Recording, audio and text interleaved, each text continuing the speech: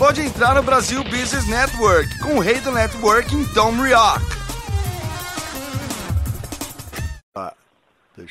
Seja bem-vindo ao BBN Brasil Business Network, o podcast de negócio no Brasil, onde conversamos com empresários e empreendedores, pessoas que eu conheço pessoalmente ou virtualmente.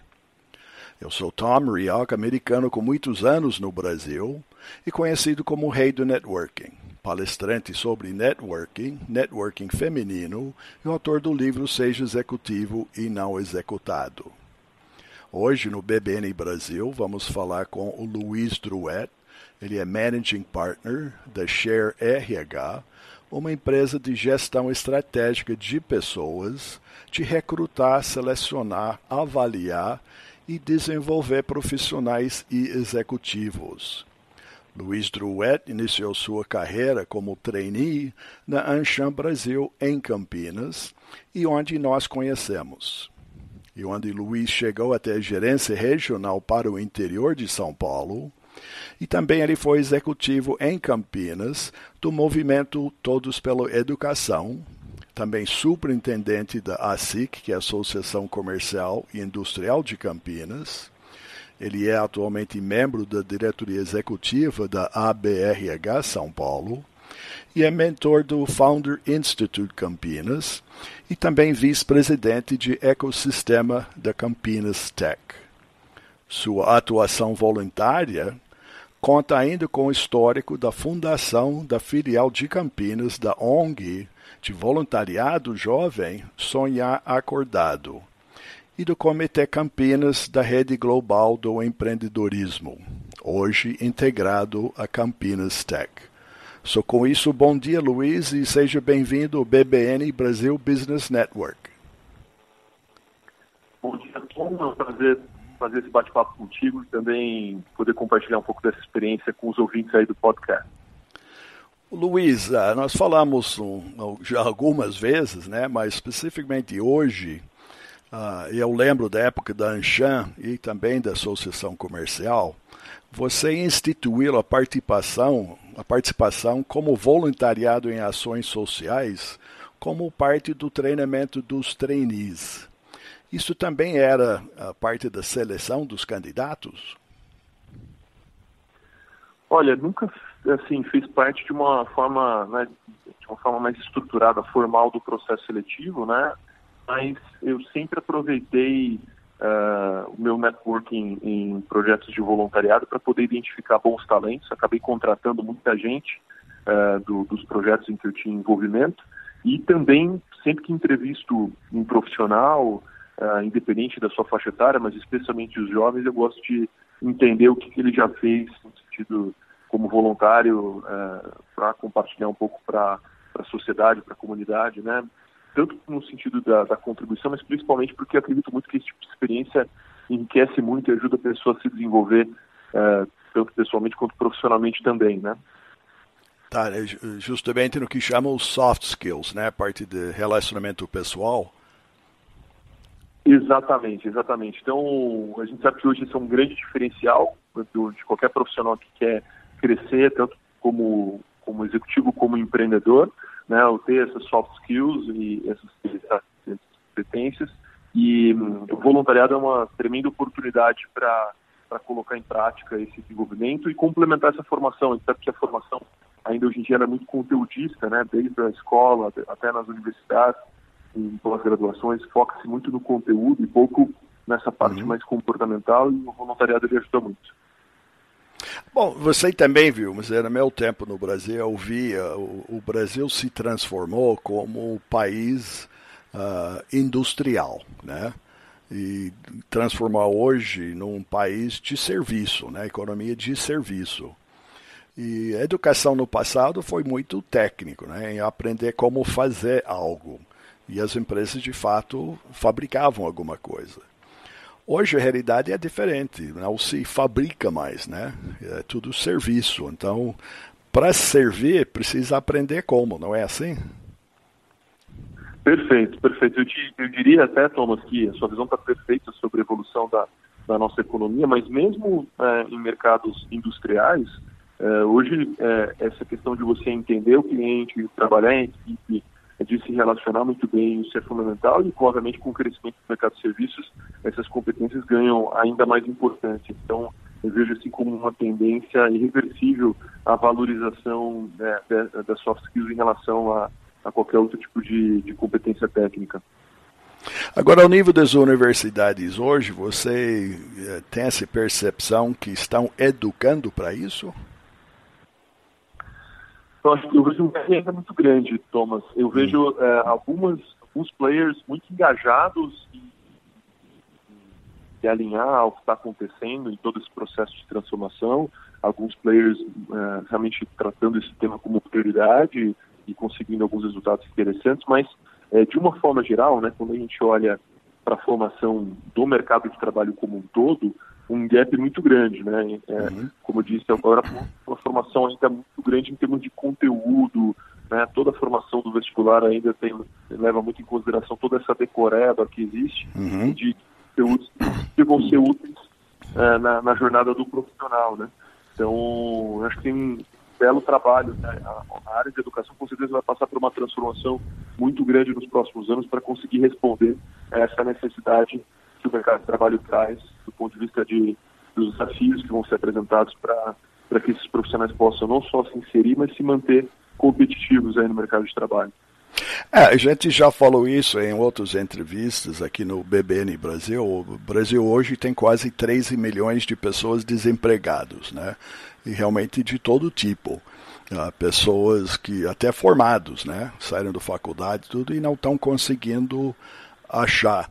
É a falta de vaga, é a falta de preparo da pessoa. Onde está o desencontro? É simplesmente a economia não anda? O que está acontecendo?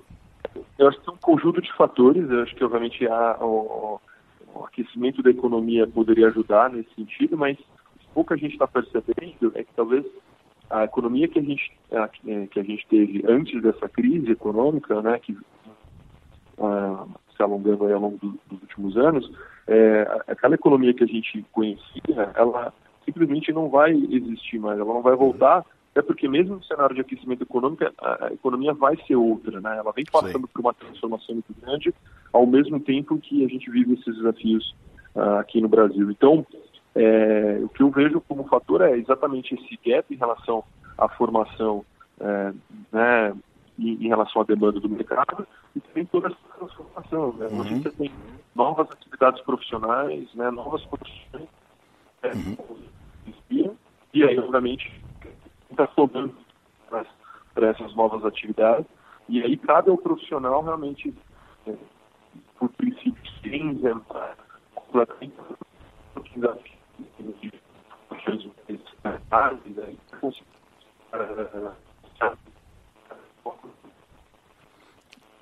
Você pode repetir que sumiu seu voz aí no fim. Pode repetir, por favor?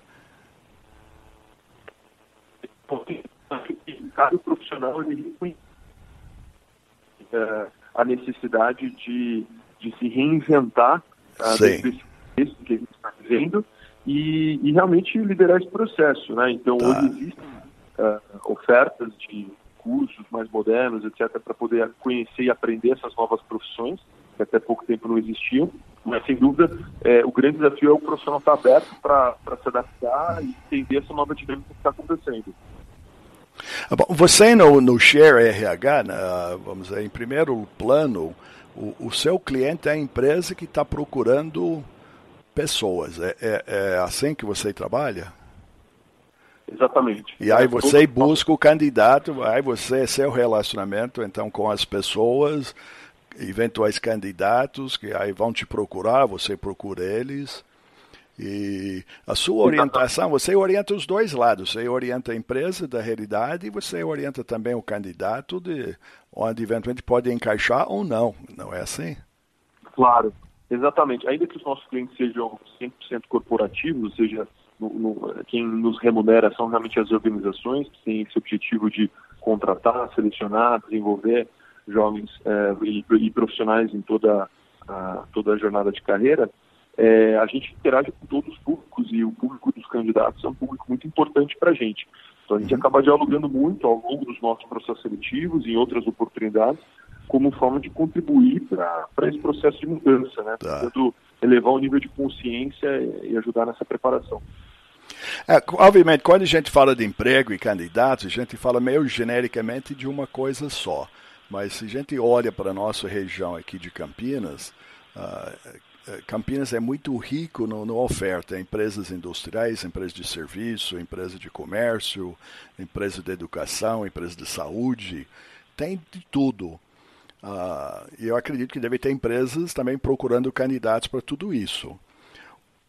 O candidato do outro lado, como é que ele se prepara para esses vários nichos, né? Como é que eu não posso me formar para tudo?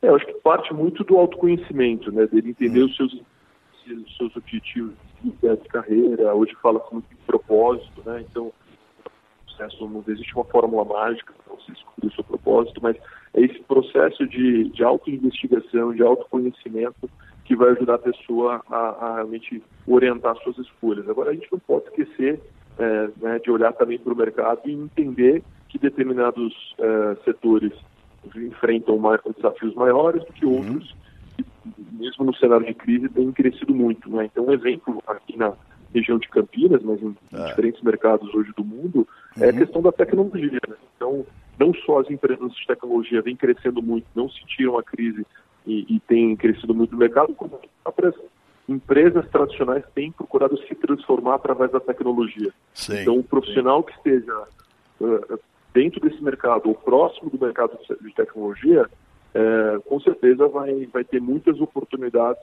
de crescimento. E mesmo os profissionais que têm carreiras mais tradicionais precisam entender todo esse processo de transformação que está acontecendo e repensar suas carreiras em função desse novo cenário, né? Não tem mais espaço para aquele profissional que não entende, não gosta de tecnologia e quer viver afastado disso, porque a tecnologia cada vez mais vai estar presente não só no nosso dia a dia como pessoas, né?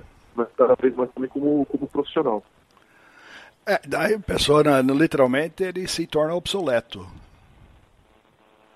Exato. Esse é o grande risco. Agora, ao mesmo tempo, Thomas, que é um cenário preocupante, desafiador nesse sentido, ele é muito democrático e aberto, dizem que exatamente pela dificuldade que essas empresas têm encontrado de preencher essas vagas. Bom, também, falando genericamente, a gente fala de tecnologia como se fosse sorvete de creme, né? Mas ele também é multifacetado. E nossa região também de Campinas é conhecido como o Vale do Silício brasileiro. A tecnologia também tem várias fatias de oportunidade, né? Deve ter programador, deve ter N tipos de profissões. Quais são os mais fortes hoje? Então, você tem uma figura muito forte dos desenvolvedores, né? Então, seja qual for a porcentagem de desenvolvimento, mas todas elas compõem. E aí, profissionais aí mais técnicos, mas você falou muito bem, Thomas, dentro desse guarda-chuva enorme, quando a gente fala dessa transformação tecnológica, transformação digital, tem várias carreiras até tradicionais que vêm sendo reinventadas. Então, a função, que é uma função talvez das mais tradicionais, das carreiras mais tradicionais, sempre existiu a figura do vendedor, né? Então, essa é uma atividade que está sendo profundamente transformada pelo crescimento das startups e pela reinvenção baseada em tecnologia. Então, hoje, você tem todo o processo de vendas, ele vem sendo cada vez mais dividido em etapas, criando novas funções que até então não existiam, como a função, por exemplo, do SDR. O profissional trabalha exclusivamente na prospecção, na qualificação de leads, no agendamento de reuniões, e o field sales, né, que realmente vai para campo, não tem mais essa responsabilidade de prospectar mercado. Então, a atividade que as empresas vêm demandando cada vez mais, simplesmente tem uma carência muito grande de profissionais formados. Aquela pessoa que está olhando para a sua carreira profissional e está pensando, puxa, de repente já não tem mais tanto espaço. Eu estou aberto para me reinventar, é uma carreira que a pessoa está tendo uma boa formação, buscando qualificar minimamente o mercado, ele vai encontrar boas oportunidades de crescer. Bom, eu sinto isso com as pessoas e empresas que eu tenho relacionamento. Você vê até recentemente a parte de inovação corporativa, né? Então você tem as empresas, vamos dizer, tradicionais também buscando se inovar, buscando startups, buscando outras oportunidades de trazer para dentro essa cultura que você descreveu. Né? Estamos falando de uma mudança de cultura. Uma mudança de educação, mas a cultura. É a cultura de tecnologia. Hoje a realidade você pode acordar e descer na cozinha antes de café, você começa a falar com cafeteira e você fala com geladeira. Né? Antes até de você falar com uma pessoa. Então, isso é real, isso não é coisa do futuro, isso é here and now. Né? É realidade. E na minha empresa é igual. A empresa, você entra na empresa, robô para cá, tecnologia para aí, está tudo mudando. E muda dentro do mesmo dia. Sim, mas como você falou bem, é uma mudança de cultura. As soft skills elas ganham força e evidência, porque ainda que exista uma atenção muito grande ao aspecto tecnológico do robô, da inovação técnica, saber lidar com essa transformação, saber lidar com as mudanças e com as pessoas dentro desse contexto, são coisas que só vão ganhar importância. Então, eu estou junto com vários especialistas que acreditam que, né, dentro dessa transformação tecnológica, a nossa diferenciação não vai ser queremos, né, não adianta nós queremos ser robôs, assim, nós diferenciamos totalmente temos aquilo que só nós conseguimos ser, que é ser humanos, humanos, no sentido daquilo que só a gente consegue fazer. Tem um aspecto da relação interpessoal, da sensibilidade, de várias coisas que Bom, mas vamos voltar ao ponto inicial que nossa conversa, que hoje essa manchete que eu vi, que 58% dos recrutadores olham para o item experiência, né, em primeiro lugar, e valorizam isso. Então, para uma pessoa que não tem experiência, como ter experiência? Ela tem que encarar esse desafio de frente. Uma das oportunidades, como a gente falou no início do nosso bate-papo, é o voluntariado. Né? Então, hoje você tem organizações que oferecem oportunidades bacanas para você desenvolver atividade voluntária, desde a mais simples, de você ajudar de uma forma mais, ir lá pintar o muro, ajudar a reformar, qualquer coisa assim, que você já está se desenvolvendo, mas também ter responsabilidades, atividades enquanto voluntário, mas um envolvimento maior com aquela atividade profissional que você tem interesse em se desenvolver. Então, é isso, não tem desculpa mais para as pessoas que falam, puxa, não tive oportunidade. Se colocar à disposição no mercado. Óbvio que você não vai conseguir fazer isso full time, então, porque muitas vezes você tem que conseguir fazer essa transição, né, em paralelo a uma atividade remunerada, mas no seu tempo livre é super possível você conseguir se engajar em algum tipo de atividade que vai te ajudar a se preparar para esse novo objetivo profissional e te mostrar você se mostrar para o mercado como uma pessoa que pode ocupar a mesma posição numa atividade remunerada. Vamos pegar uma palavra que você falou, de engajar. Né? O que eu sinto e vejo na parte do voluntariado, as pessoas talvez olhem isso como um hobby, né? Eu vou usar a palavra amador, né? Mas não é. Se a pessoa, o candidato, ele olha isso de uma forma profissional, isso melhora e valoriza o currículo dele. Se ele encara isso, eu vou gastar 6 meses no empreendimento voluntariado e eu vou dar início, meio e fim. O que eu sinto e vejo isso em vários, o pessoal começa, mas não termina, não dá passo. Então, o simples fato de você estabelecer um compromisso e concluir essa jornada dentro de um ciclo, né, de engajamento, mostra algo concreto para o mercado.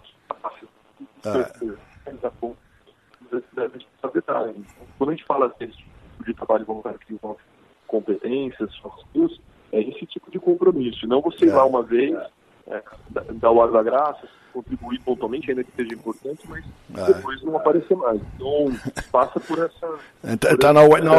Então, justamente, não é só de aparecer na feijoada anual para arrecadar fundo, né? De estar no parte estrutural disto, não é isso? Exatamente. Então, assim, oportunidades não faltam, é realmente encarar o desafio, se a coisa acontecer, e eu tenho N exemplos, não só de situações em que eu tive uma participação direta na avaliação e valorização de profissionais que tiveram essa experiência como voluntários, como também conheço N exemplos de profissionais que conseguiram ótimas oportunidades profissionais através do trabalho voluntário. Então, o que a gente costuma brincar é o seguinte, poxa, se ele faz mais um pouco... Eu quero te dar um exemplo, real. Eu vou mudar o canal, mas está alinhado com o que nós estamos falando. Eu sei que esse fim de semana a Share RH vai promover no sábado um encontro em Campinas que se chama Women Can Code, não é isso? Perfeito. Então eu vi a chamada, se não me falha a memória, tem acho que 10 mulheres, 10 ou 11, que vão fazer parte de vários grupos de conversa, tá? E, de novo, em vários segmentos de tecnologia, né, como estrutura. E no convite tem os nomes de todas. Então, o que eu fiz, entrei, olhei, busquei o perfil de todos primeiro no LinkedIn e olhei cada um que vão estar lá se apresentando, tá? E, obviamente, eu mandei um convite de conectar. Uma das pessoas já estava conectado, outros não. Mandei convite. No primeiro dia, já alguns responderam aceitando. No segundo dia, mais. Então, hoje, mais ou menos metade já me respondeu, já estou conectado. Mas o ponto que eu quero fazer, na análise dos perfis dessas pessoas mais sucedidas e mais responsivas, se a palavra é essa, cada um tinha dentro do seu currículo algum ponto do voluntariado na ação social. Onde eu estou, posso achar que isso faz a pessoa ser diferente. É verdade isso ou não? Com certeza. Essas coisas elas estão interligadas, né? Um outro tabu que a gente tem que quebrar é a lógica do não, quando eu tiver tempo livre eu vou me engajar numa atividade, ou quando eu chegar no meu objetivo profissional, daí eu vou contribuir para retribuir um pouco das oportunidades que eu tive. Na verdade, o que a gente percebe é que as pessoas que atingem sucesso são pessoas que dentro dessa jornada encontram tempo para tudo, né? Ou seja, organizam melhor o seu tempo. Não, é que nem você. Se é o sucesso, você é uma pessoa multifacetada, né? E tudo converge, mas o seu skill set começa com liderança. Seu perfil de líder, e você liderou qualquer coisa que você põe a mão, você se torna líder, né? Mas tem essa relação, você é um people person, né? Você sempre, eu conheço você desde trainee, tá? Então já alguns carnavais. Vou dizer, o Luiz não mudou? Não, o Luiz ficou igual, ficou mais maduro, mais experiente, mais tudo, mas o core do Luiz é igual. Uhum. É a essência, os valores, né? Sim. Isso de alguma forma está preservado. E é isso. Eu acho que assim, é possível, né? Acho que essa é a mensagem que a gente tem que reforçar para as pessoas e que isso, obviamente, não tem uma retribuição financeira no curto prazo, mas que no longo do tempo as coisas vão se tomando.